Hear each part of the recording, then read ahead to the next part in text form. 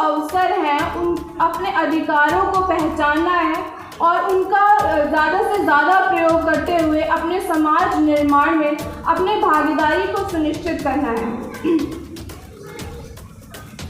अब पहले के तो टाइम में अतीत हम सभी जानते हैं कि हमें बोलने का और पढ़ने लिखने का अधिकार नहीं था, लेकिन इस BSNS संगठन के माध्यम से आज ये सारी महिलाएं, मैं और बाकी सब इस काबिल हो पाई हैं कि इस मंच के माध्यम से अपनी बात रख सकें। झांसी की रानी बोलते हैं ना कि 1857 का जो रिवॉल्ट हुआ था, अंग्रेज़ों ने आक्रमण किया था और रानी लक्ष्मीबाई लड़ते लड़ते उन्होंने वीर गति को प्राप्त हुई थी, लेकिन वो रानी लक्ष्मीबाई नहीं थी, वो हमारे समाज की वीरांगना थी झलकारी बाई। उन्होंने अपने जान की परवाह ना करते हुए अपना सब कुछ न्यौछावर कर दिया 1857 के रिवॉल्ट। हमारे अंदर जो शक्ति है ना, ये हमें पहचाननी है। ये जो बेचारी का एनवलप हमने उड़ा हुआ है ना, लैमिनेशन, इससे बाहर आना होगा। हमें अपनी इनेट पावर को पहचानना होगा कि हम क्या कर सकती हैं। जब हमारे अतीत में हमारे समाज की महान स्त्रियां इतना सब कुछ कर सकती हैं, तो हम क्यों नहीं कर सकती। और उस टाइम में तो इतनी डेवलपमेंट भी नहीं थी, इतने अवसर भी नहीं थे। आज के टाइम में आप सब लोगों को इतने अवसर, इतनी अपॉर्चुनिटीज़ मिल रही हैं, तो आपको इन सब चीज़ों का यूटिलाइज कर, जैसे कि हम शादी से पहले ब्राइड और ग्रूम की कुंडलियाँ मैच करवाते होंगे बहुत सारे लोग, जो 36 के 36 गुण मिलने के बाद भी 6 महीने या साल भर में डिवोर्स हो जाते हैं। पंडित से शुभ मुहूर्त भी निकलवाते हैं, फिर बारिश क्यों हो जाती है शादी में, सोचा है कभी किसी ने। और कुछ तो जो फेस्टिवल्स हैं, कुछ रिवाज हैं, वो स्पेशली महिलाओं के लिए बनाए गए हैं, जैसे करवा चौथ का फास्ट। आप में से बहुत सारे लोग ऐसे विमेंस को जानते होंगे जिन्होंने करवा चौथ का फास्ट भी रखा है, लेकिन आज उनके हस्बैंड नहीं है, या तो उस करवा चौथ के फास्ट में पावर नहीं है, या उस विमेन ने सही से फास्ट नहीं रखा है ना।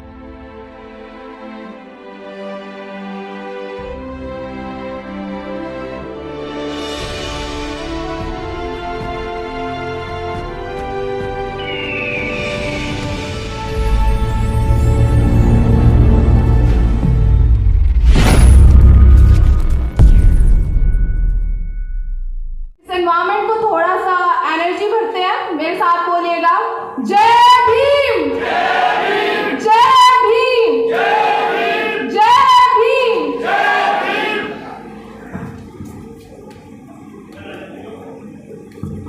थैंक यू आप सभी का, जो आप विमेंस डे के, इंटरनेशनल विमेंस डे के इस अवसर पर यहाँ सभी एकत्रित हुए हैं। क्लारा जेटकिंसन के बारे में हम मेरे से जो प्रीवियस वक्ता थे उन्होंने बहुत कुछ बताया है।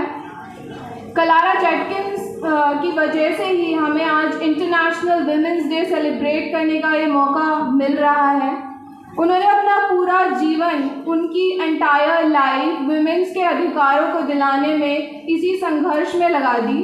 उनका जन्म 5 जुलाई 1857 को जर्मनी में हुआ था। एक सोशल इंटरनेशनल की कोपेनहेगन में मीटिंग थी 1910 में। वहाँ पे उन्होंने अपने पूरे प्रयास से इस विमेंस डे को इंटरनेशनल स्वरूप दिलाया और ये भी मांग की कि इंटरनेशनल विमेंस डे के दिन एक सार्वजनिक छुट्टी होनी चाहिए। और तभी से ही ये दिन एक इंटरनेशनल विमेंस डे के दिन मनाया जाता है 8 मार्च को। अब जैसे कि आज का विषय है,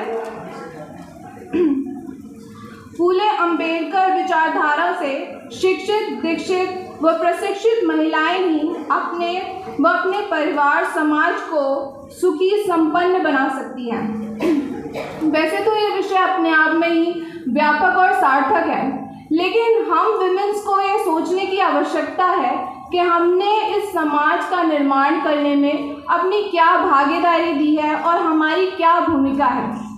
अगर मैं पर्सनली इस चीज़ का आकलन करूं तो मैं ये देखती हूँ कि जो हमारी भागीदारी है वो हमें उचित अवसर के अभाव के कारण हम अब उतना पार्टिसिपेट नहीं कर पाए हैं। तो हम लोगों को अपने जो अवसर हैं उन अपने अधिकारों को पहचानना है और उनका ज़्यादा से ज़्यादा प्रयोग करते हुए अपने समाज निर्माण में अपने भागीदारी को सुनिश्चित करना है।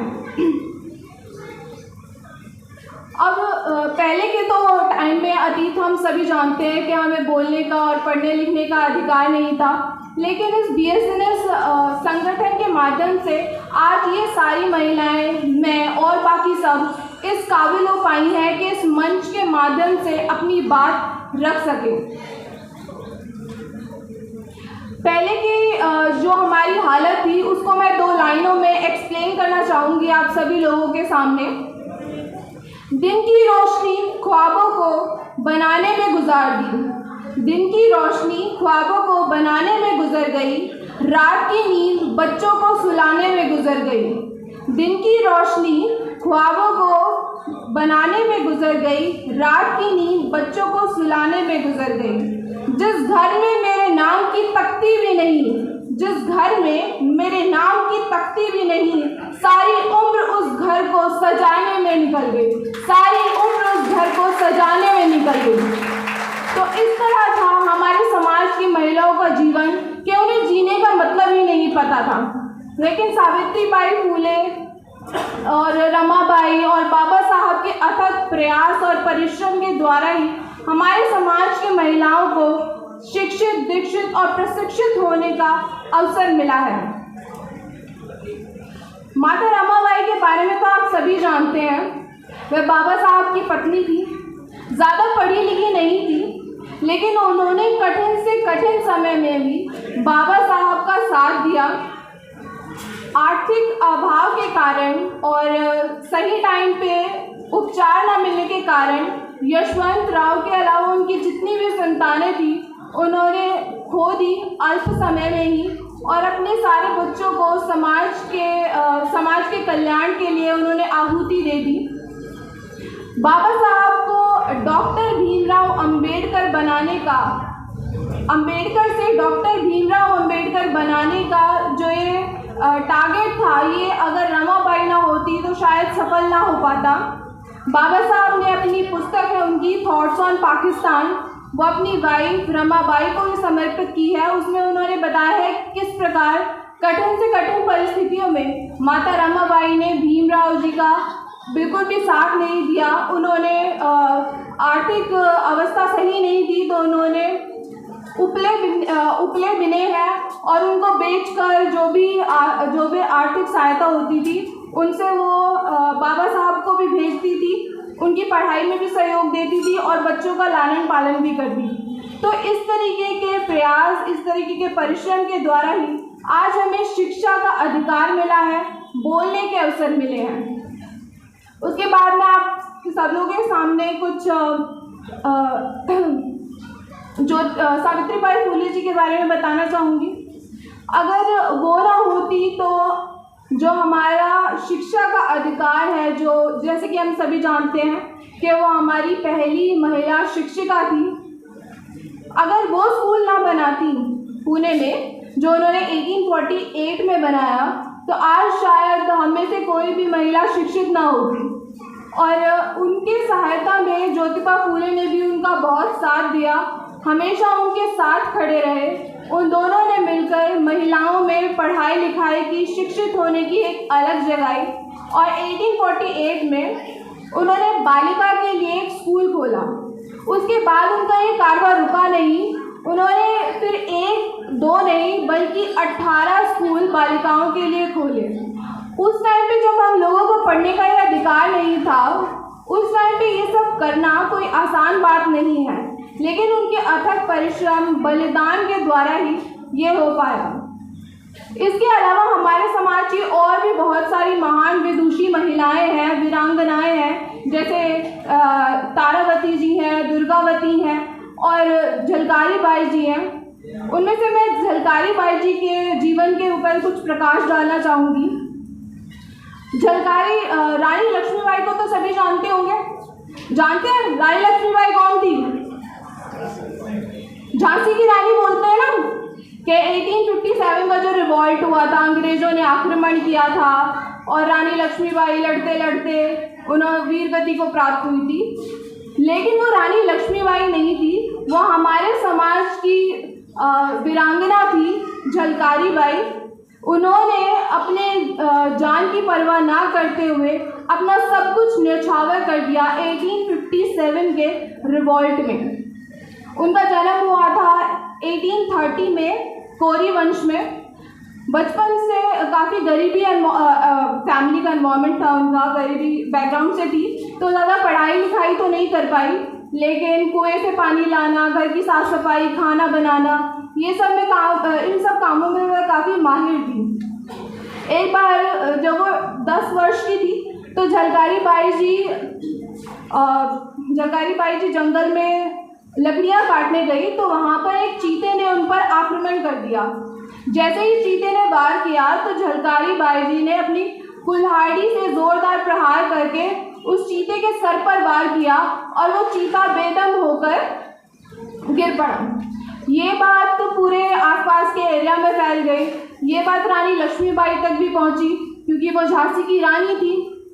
तो जब उन्हें ये बात पता चली कि झलकारी बाई जी इस तरीके की महान है और इतनी ज़्यादा पावरफुल है, और उनकी शादी फिर रानी लक्ष्मीबाई जी के सेना में थे पूरन लाल, उनसे उनकी शादी हुई। और जब 1857 का विद्रोह हुआ, रिवॉल्ट हुआ, अंग्रेज़ों ने आक्रमण किया, तो क्योंकि झलकारी बाई जी की शक्ल लक्ष्मीबाई जी से कुछ मिलती थी, तो झलकारी बाई जी ने रानी लक्ष्मीबाई को एक सुरक्षित स्थान पर पहुंचा दिया, महल से बाहर निकालकर, और खुद उनकी जगह पर लड़ी और अपनी जान न्यौछावर कर दी लड़ते लड़ते, और वीर गति को प्राप्त हुई। ये कहानी बताने का सिर्फ इतना सा ही मकसद है। ये जो हमारे अंदर जो शक्ति है ना, ये हमें पहचाननी है। ये जो बेचारी का एनवलप हमने उड़ा हुआ है ना, लैमिनेशन, इससे बाहर आना होगा। हमें अपनी इनेट पावर को पहचानना होगा कि हम क्या कर सकती हैं। जब हमारे अतीत में हमारे समाज की महान स्त्रियां इतना सब कुछ कर सकती हैं, तो हम क्यों नहीं कर सकती। और उस टाइम में तो इतनी डेवलपमेंट भी नहीं थी, इतने अवसर भी नहीं थे। आज के टाइम में आप सब लोगों को इतने अवसर, इतनी अपॉर्चुनिटीज़ मिल रही हैं, तो आपको इन सब चीज़ों का यूटिलाइज करना चाहिए।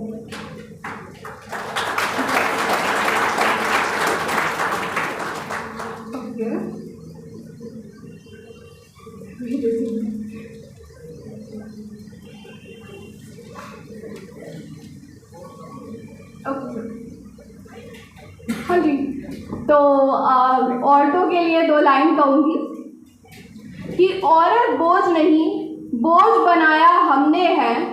औरत बोझ नहीं, बोझ बनाया हमने है। सती से लेकर बाल विवाह दहेज बनाया हमने है। सती से लेकर बाल विवाह दहेज बनाया हमने है। समाज बनाया हमने है, रिवाज बनाया हमने है। इन औरतों को दबी हुई आवाज़ बनाया हमने है। इन औरतों को दबी हुई आवाज़ बनाया हमने है।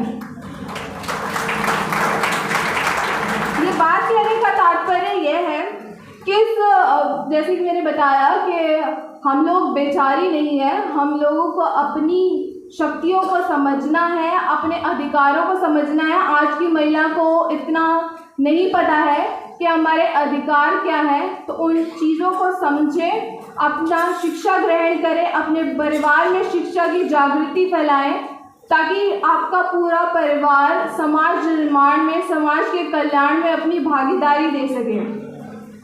अब क्योंकि इन सब की जो जड़ है वो हमारी मानसिक गुलामी है, तो मनुवादी और हिंदुज़्म पर करते हुए कटाक्ष तो मैं कुछ कहूँगी कि हम इतने सालों से रिचुअल्स फॉलो करते आ रहे हैं, इतने बोगस कस्टम्स आप भी करते होंगे, आपके पूर्वजों ने भी करे होंगे। क्या आप में से कोई मुझे एक एग्जाम्पल बता सकता है कि पूजा पाठ करने से और ये सारे रिचुअल फॉलो करने से आपको कोई फ़ायदा हुआ हो, कि आपके बच्चे पास हो गए हो बिना पढ़े, सिर्फ पूजा पाठ करके, पूरा साल पढ़ाई ना की हो, सिर्फ पूजा पाठ की हो और उनकी नौकरी लग गई हो या वो पास हो गए हो? आप में से किसी के पास है ऐसा कोई एग्जाम्पल? बता सकता है? नहीं होगा। तो ऐसी चीज़ें जिनसे हमें कोई लाभ ही नहीं है, आप क्यों उन चीज़ों को फॉलो कर रहे हो? क्यों उन चीज़ों को आगे बढ़ा रहे हो? अपनी प्रीवियस आपकी जो पुराने एंसेस्टर्स थे वो भी उनको फॉलो कर रहे हैं, आप भी कर रहे हो और आपकी आने वाली पीढ़ियाँ भी करेंगी। तो जो चीज़ हमें कोई बेनिफिट ही नहीं दे रही है, उन चीज़ों को हमें छोड़ देना चाहिए। कितने ही ऐसे रिचुअल्स हैं, कितने ही ऐसे कस्टम्स हैं जो हम डे टू डे लाइफ में प्रैक्टिस करते हैं। जैसे कि हम शादी से पहले ब्राइड और ग्रूम की कुंडलियाँ मैच करवाते होंगे बहुत सारे लोग, जो 36 के 36 गुण मिलने के बाद भी 6 महीने या साल भर में डिवोर्स हो जाते हैं। पंडित से शुभ मुहूर्त भी निकलवाते हैं, फिर बारिश क्यों हो जाती है शादी में? सोचा है कभी किसी ने? और कुछ तो जो फेस्टिवल्स हैं, कुछ रिवाज है, वो स्पेशली महिलाओं के लिए बनाए गए हैं, जैसे करवा चौथ का फास्ट। आप में से बहुत सारे लोग ऐसे विमेंस को जानते होंगे जिन्होंने करवा चौथ का फास्ट भी रखा है, लेकिन आज उनके हस्बैंड नहीं है, या तो उस करवा चौथ के फास्ट में पावर नहीं है, या उस विमेन ने सही से फास्ट नहीं रखा है ना। तो ये सारी ऐसी बहुत सारी चीज़ें हैं, जैसे आप रिक्शा में देखते हो, वहाँ पे टायर टंगा होता है, जूतियाँ टंगी होती है। कभी किसी ऑडी पे देखी है आपने कोई टायर टंगा हुआ, जूती टंगी हुई? नहीं देखी होगी। ये सिर्फ आज शिक्षा है, और गाँवों में भी इस तरीके का एनवायरनमेंट है। ये सब शिक्षा की कमी के कारण ही है। जहाँ शिक्षित लोग होते हैं वहाँ इस तरीके के बोगस कस्टम को कोई फॉलो नहीं करता। मेरी हमेशा विमेन से ये बात रहती है, क्योंकि ज़्यादा से ज़्यादा कस्टम इन्हों के ऊपर ही थोपे गए हैं। तो मैं आप सभी लोगों से ये रिक्वेस्ट करूँगी कि आज कोई भी एक बोगस कस्टम जो आप डे टू डे लाइफ में प्रैक्टिस करते हो, अपनी इच्छा से उनको छोड़ने की कोशिश करें, क्योंकि एक एक करके छोड़ेंगे तभी हम इस हिंदूज़्म से, मनुवादियों के दिए हुए थोपे हुए रीति रिवाजों से बाहर निकल पाएंगे। तो तैयार है ना आप लोग?